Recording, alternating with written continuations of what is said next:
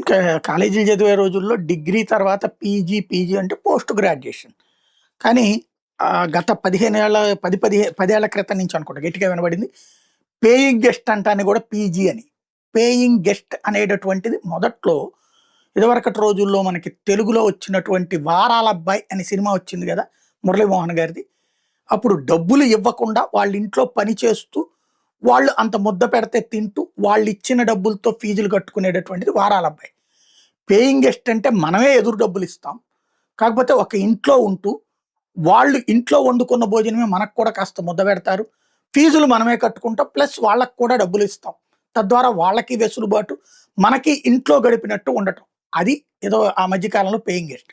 ఇప్పుడు హాస్టల్సే పీజీ అని పేరు మార్చుకుంటున్నాయి. అంతకు మించి ఏమీ లేదు. ఇదివరకేంటంటే కుటుంబ సభ్యులందరూ కలిసి, ఆ తర్వాత కాలంలో ఇంకొంత ముందుకెళ్ళి ఒకే అపార్ట్మెంట్‌లో, ఒక ఫ్లాట్‌లో ఒక 4, 5 రూమ్స్ ఉంటే ఒక్కొక్కళ్ళకి ఒక్కొక్క రూమ్ ఇవ్వడం.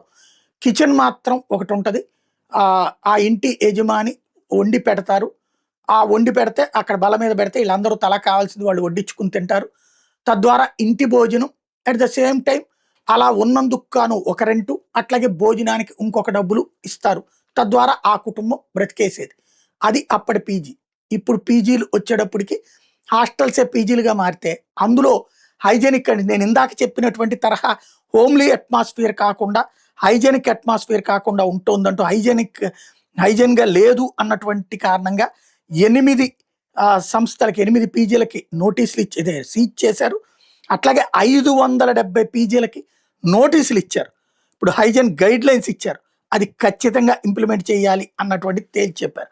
అదే గైడ్‌లైన్స్‌ని కాంగ్రెస్ ప్రభుత్వమే ఉన్నటువంటి తెలంగాణలో, హైదరాబాద్‌లో కూడా ఇంప్లిమెంట్ చేస్తే బానే ఉంటది.